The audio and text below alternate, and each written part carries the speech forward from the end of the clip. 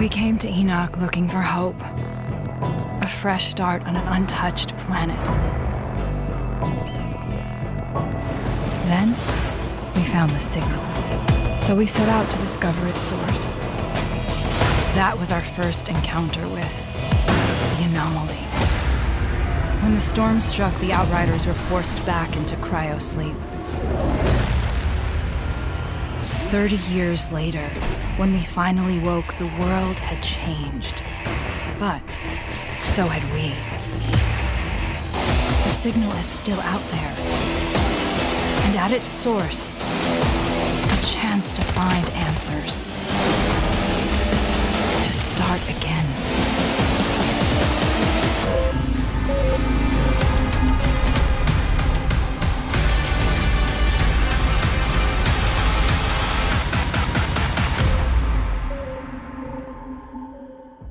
Hello again, my name is Lucy, and this is the Outriders Broadcast, our monthly show in which we delve into the nitty-gritty of our co-op RPG shooter and surface the staggering depth the game has to offer.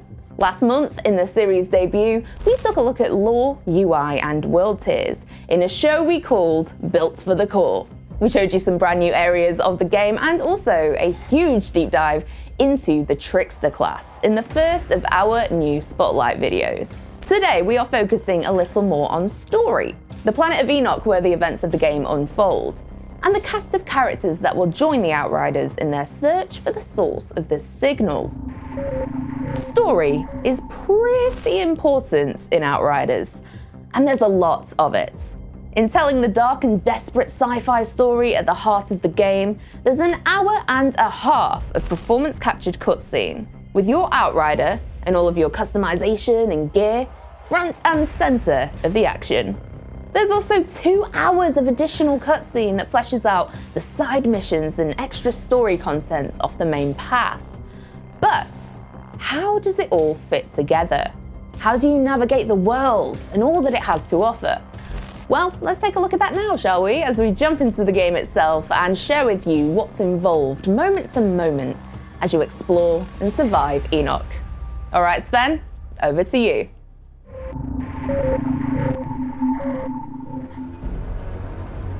Outriders is massive, both in terms of game length and the numbers of hours you'll be able to pour into it, and the physical distance you'll traverse over the course of the story. So today we're excited to show you more of the journey and structure of Outriders, how you move about the game and how the various features, systems and story all come together. In last month's broadcast, we explored the first city, the area of Enoch first settled by the refugees of Earth. Everything from this section of the game unfolded here, in this area of the map. The first city sits within a larger area of colonized Enoch, which you can see here. Here, humans have made a life, as best as they can, and built cities, strongholds, factories, and mines as they try to survive. This is where the Outriders are first reawoken from cryosleep, and where your first hours in the game are spent. Humanity has always struggled to leave this place, with the raging anomaly storms and monsters preventing further colonization of the planet, pushing society back to the Dark Ages. As you will see though, there's a whole lot more to Enoch. As an Outrider, you're one of the few powerful enough to leave humanity's broken settlements and journey out across this hostile planet. But what does that mean in actuality? Outriders takes advantage of a hub-and-spoke structure, connecting busy, settled areas, the hubs, with combat arenas and free roam areas, the spokes. The main story missions push you through the game, and a large number of side quests and additional content can be discovered on or off the beaten path. As side quests scale to your level, so do the rewards. It means even early side quests can be meaningful played late in the game. And it's worth saying side quests aren't fluffy objectives that take place in the same play spaces you've experienced in the main game. They're new, bespoke areas of Enoch that you could miss entirely, and they often reveal more secrets about the world and lore. Let's travel quickly to Eagle Peaks, the snow-capped mountains that encase the war zone, to take on a side quest there. Is this your whole company? There used to be more of us. Something happens to the men up in these hills. We hear voices. Some leave and don't come back. Same for anyone who goes looking for them. But maybe an altered could have more luck in finding them. Could you lend a hand? All right, let's play detective. If I was a missing soldier wandering off into the night hearing voices, where would I go?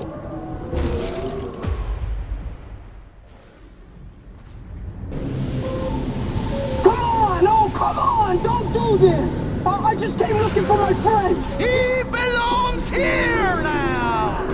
We all do! Today, the storm welcomes an apostate into its loving embrace! So it seems the last remaining survivor of our missing soldiers was just sacrificed to the anomaly? We need to have some words with this deadly cult and its leader. ECA! Overload! Target designated! They've got nowhere to run!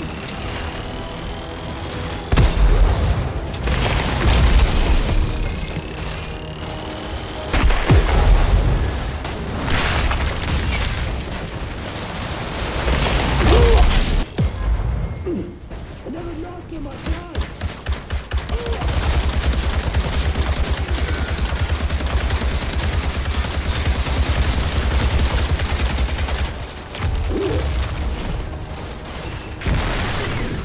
We're only giving you a small taste of this little side adventure.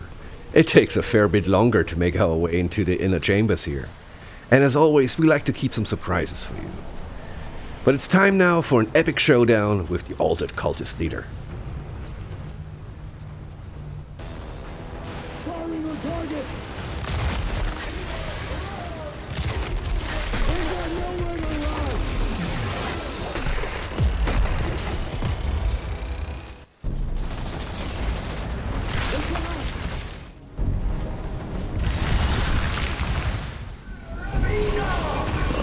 Seems you had yourself a little cult brewing up here.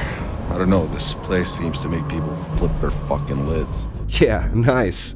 By completing the side quest, we can now choose a sweet piece of new gear as a reward. With that sorted, let's talk a little bit more about hubs. In hubs, your weapons are holstered for a time, and you can soak in a bit of life on Enoch. Here you can visit vendors to sell scrap and purchase gear, frequent bars to gather gossip and bounties, Call it the liver spinner. and pick up side quests from one of Enoch's many eccentric denizens. What exactly is your business? Certain mercenary services? It's hard to show this without spoilers, but as you progress through the game, the world state and NPC dialogue is affected by pivotal moments from the story, and new side quests unlock, some of which are hidden in earlier hubs and play spaces, further rewarding exploration. Combat feats also come with achievements. Complete a collector's quest like Bounty or Monster Hunt, and NPCs will recognize and reward your triumphs. In bringing to life a new sci-fi universe, we are adamant that these settled areas feel dynamic and alive. Oh, and if Monster Hunts piqued your interest, stay tuned for a future broadcast to learn more about them. Well, this should be interesting. Crucially, hubs also allow you to check in on your Outriders truck and crew, which will grow as you progress throughout the game. We're going to talk more about the Outriders truck in the future, but its primary function is to transport you through the world, bringing many of the features of a town with it. All the functionality you'd expect from a hub hits the road with you. Your weapon vendor, your crafting, your crew. The truck is a moving RPG village. Now you don't operate the truck yourself. That job falls to your driver, Jakob, who we will talk more about later. But the customization options are vast, so you can personalize your ride along your journey. Okay, let's pack up and hit the road now. I need to head to the forest to continue my journey. Let's take a quick moment to introduce the crew. Your ride or dies accompanying you on your quest to discover the source of the signal. Here we can see Jakob, who drives the truck and can handle any customization of the vehicle. Jakob was with your Outrider during the first arrival on Enoch 30 years prior. A bright-eyed youth with an exciting life ahead of him on a new planet. Time has not been kind to poor Jakob. Here's Sahidi, who we met in the last broadcast. One of the few people on Enoch with a grasp on science and how to get mankind out of the pickle they happen to find themselves in. You can talk to Sahidi for weapon mods and crafting. We'll be talking more about this topic in the next broadcast. Finally, at least for the moment, there's Bailey, who has been appointed to your team by Corrigan, the Grand Marshal of Trenchtown, who's allowed you travel through the various sectors of the settlement. Let's go. Bailey hates the arrangement as much as you do, but is forced to join the journey. In camps like this, Bailey also acts as a gear vendor, with a host of unique weapons and armor you can trade for scrap. Other notable features of a given camp? Your stash, where you can store and withdraw equipment that you might not be able to hold on your person. The stash also allows you to move gear freely between your roster of player-built characters. Next to the hammock here, you'll always be able to change and customize the look of your Outrider. And of course the matchmaking terminal, which is hopefully self-explanatory. Before I'm leaving you for this month's broadcast, I'm going to take you beyond the safe confines of the Forest Enclave. It's a beautiful night, so let's head out there and explore. Hey, you remember my tunes I used to play? Like it was yesterday. I can still remember some of them.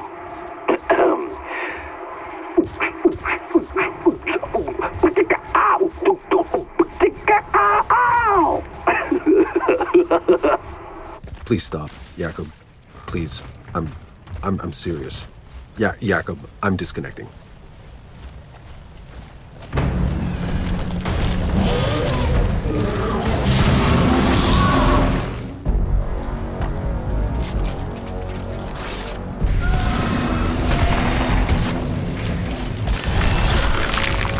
So that's your look at the journey and structure of Outriders. Back to you, Lucy.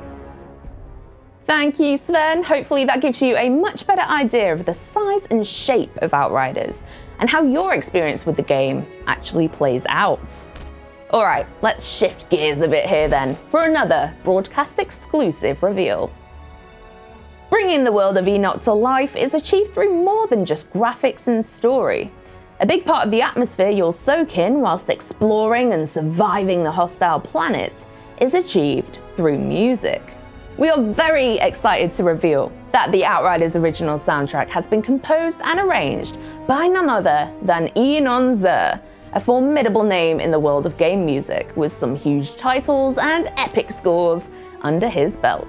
In bringing the score to life, Enon joined a full orchestra in Budapest last year to lay down the tracks for the game, and we were there to chat to him.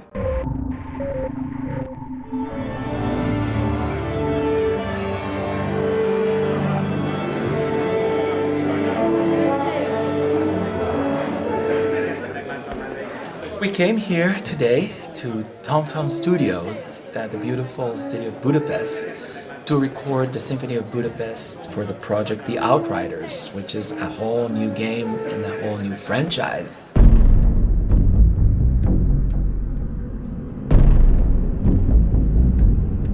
This is a very unique experience for me, I must say. With my knowledge in the orchestra, the way we basically crafted it, combining the orchestral sound with the electronic sound and sometimes with a lot of ethnic sound, these three elements together is creating this, I would say, soundscape specifically for this game, and we were able together create something that is very unique.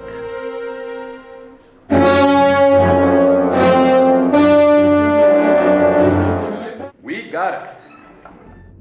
Enon is one of the best composers working in the game industry. He's a very, very busy man. Everyone wants to work with him, so it was a pleasure and honor for us even that he decided to work with our company. I'm very intrigued by stories, and this game in particular has a very interesting story. And actually the story is what drove the music to wherever it is. This orchestra is just, I would say, world class.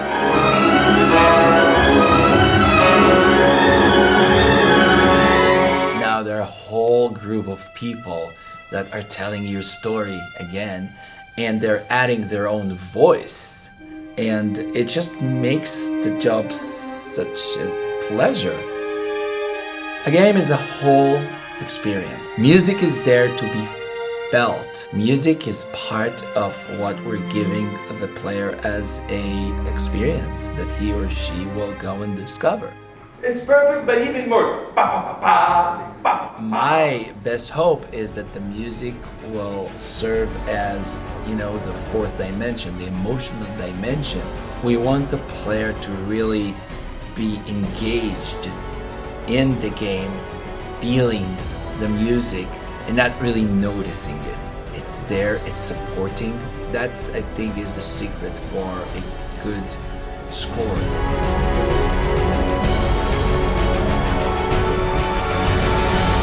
Outriders was, in many, many ways, an extremely unique experience for me. I am so happy that I was able to work together with people Can Fly on this amazing project. We took enough time to develop our own idea of music, and I really like this kind of collaboration. And together we created a signature that I really cannot wait the player to find out and to enjoy.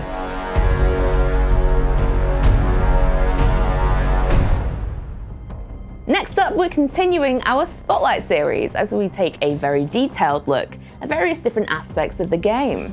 Today, it is the second of the game's 4 classes, the Pyromancer. Let's turn up the heat.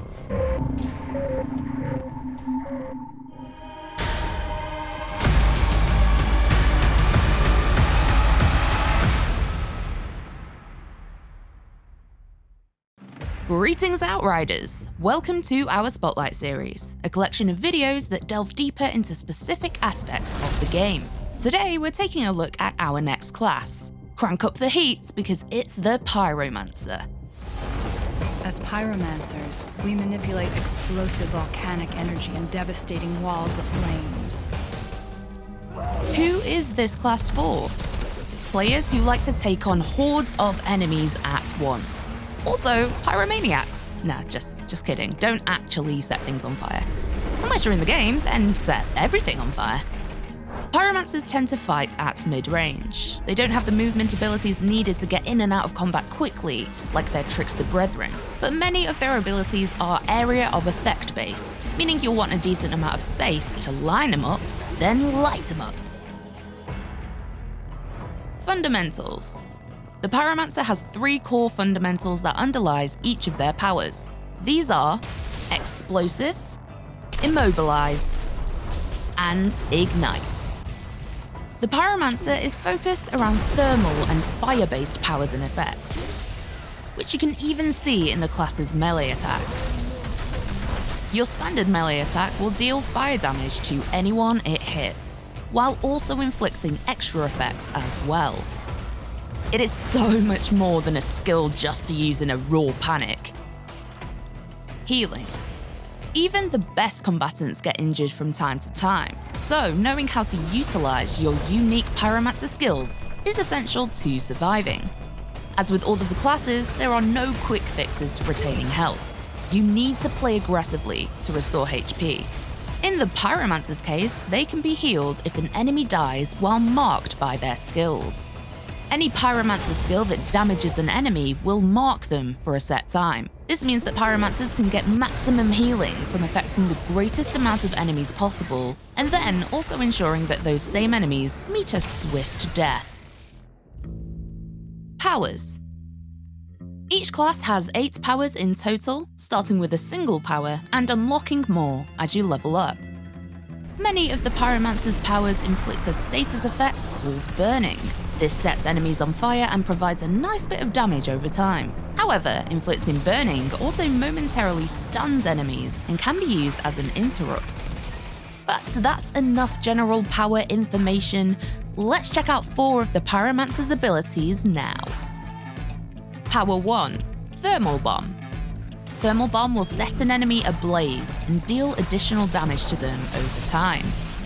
If an enemy dies while under the effects of Thermal Bomb, they'll rise into the air and explode in a gory mess, dealing damage to a large radius.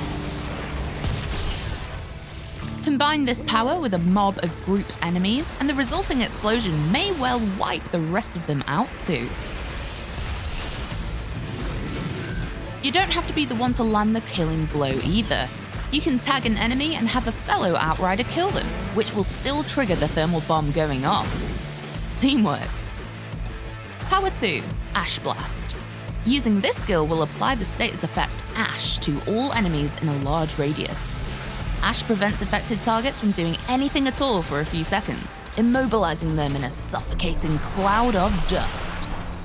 A great crowd control ability, Ash Blast can cause large numbers of enemies to briefly freeze in place. This can be combined really well with other powers to hit a maximum number of enemies. And there are scenarios to use Ash Blast both offensively and defensively.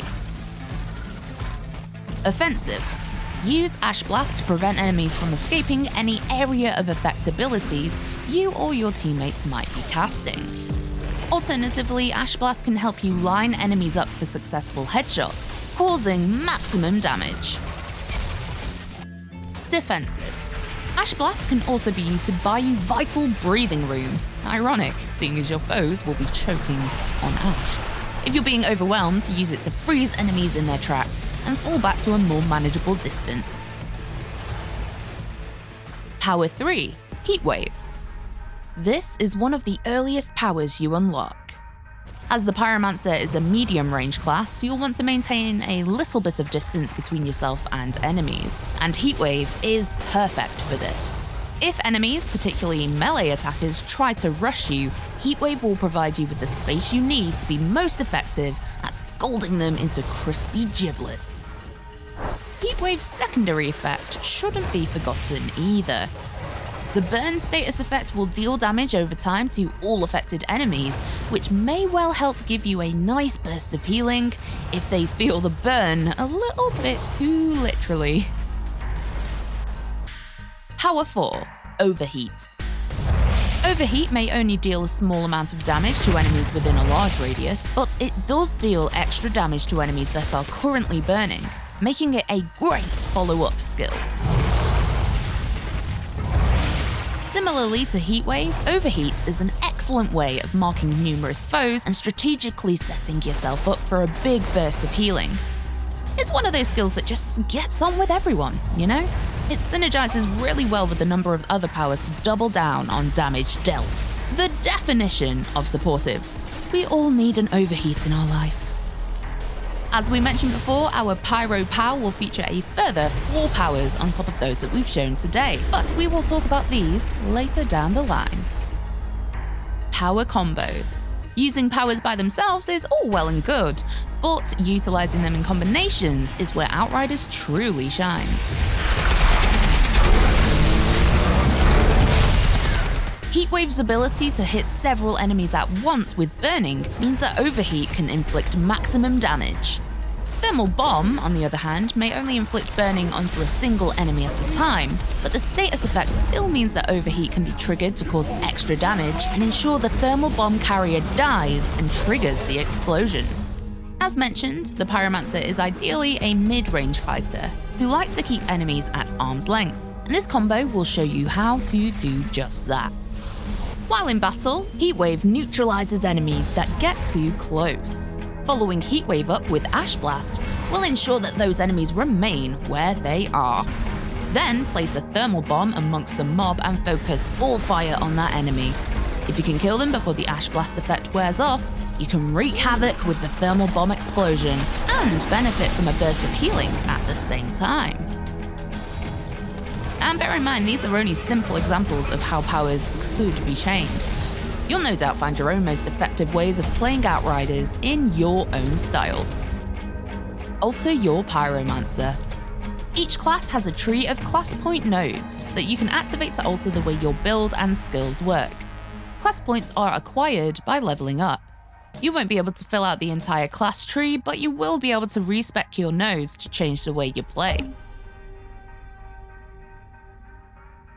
The 3 branches for the Pyromancer are Ashbreaker, Firestorm, and Tempest, with each branch providing both major and minor passives that affect your character's type of damage focus and survivability. The Ashbreaker branch will generally provide bonuses when dealing damage against marked enemies, while also providing a boost in anomaly power. The Firestorm branch is a path focused on maximizing the damage output of skills. This path will allow you to increase your anomaly power, your burning damage, and the skill damage you do on marked enemies. The Tempest branch, on the other hand, helps you fill more of a tank role. The path focuses on maximizing your health bonus and reducing the damage you take from certain sources. One of the more unique passive bonuses you can activate on this path is an automatic revival upon death. That's pretty handy. Additionally, the equipment you use may impact the way your skills work.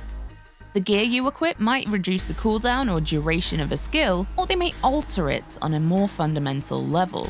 But fear not, we will showcase these bad boys in a future video. And with that, the introduction to our Pyromancer is coming to a close. Keep an eye out on our YouTube channel for future gameplay videos and other spotlights coming soon. Subscribe and hit the notification bell for videos that are hot off the press. We hope you got fired up exploring the sizzling skills of the Pyromancer, and we'll see you next time. We are fast approaching the end of Broadcast 2. Oh, I know, all good things must come to an end. But before we disappear, we're going to continue our new tradition of rounding things off with a bit of a Q&A.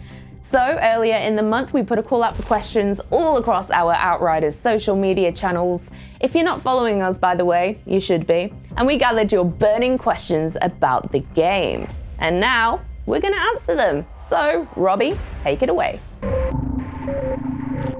Thanks, Lucy, and thanks to everyone for sending in their questions. Be sure to keep using the hashtag Outriders on social media. Let's jump into some questions from the community this month. Is there PvP? The question of PvP is asked a lot, but right from the earliest concept, Outriders has been designed as a PvE game. We're committed to making the best single player and co-op RPG shooter out there. How long is Outriders? So it really depends how you play the game. You could just do the main campaign by itself on a single class in around 25 to 30 hours, but it will take 2 to 3 times that long if you play all the side quests, post-campaign and additional content in Outriders. Can we have multiple characters or classes for the same account? If so, do we need to repeat the story every time to level them? Is loot bound to a character or class? Or can we mail other things to another class? Everyone will have access to up to 6 character slots, which you can fill with whichever classes you desire. You also have a stash, which can be used to share items between characters. Is there any sort of open world or open world areas, or is it just 100% missions? Although not open world, Outriders features a lot of open areas, and straying from the beaten path and exploring the world of ENIX is a big part of the game. Not only will you be rewarded with gear, opportunities to hunt down special enemies, and challenging combat encounters, but you'll also uncover the mysteries of ENIX. Will we see or find out about beta, endgame, crossplay, and other features before release? All of these are big questions that require big answers, but you will absolutely find out more about all of them before launch. We want to be open, honest, and upfront about our game. We're not just trying to sell you the game on just promises, we're going to show you exactly what you're going to get. So make sure you continue to tune in to future broadcasts as we continue to unveil the depth of Outriders.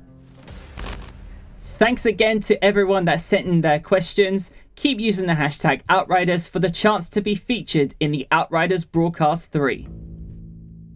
Thank you for that, Robbie. We will be putting a call up for questions for the next broadcast very soon. So make sure you like, subscribe, follow us on all the social media channels, and let us know what you want to know. Because at the end of the day, that is what we're here for. We are here to answer your questions. I say we, I mean just Robbie. And that is it. That is Outriders Broadcast 2 in the bag. We hope you've enjoyed what you've seen here today and leave knowing just that much more about the game. Big thanks for watching, and we will see you next time. Next time on the Outriders Broadcast, we'll be taking a look at what it means to be altered. Reborn with the planet's energy flowing through their veins, Outriders play an important role in the broken, war-torn society of the New World. We'll be taking a look at the Outriders' journey from something human to something much more, as we explore the brutal, legendary gear sets in the game, modding and crafting gear, a detailed look at the Devastator class, and much more. See you then.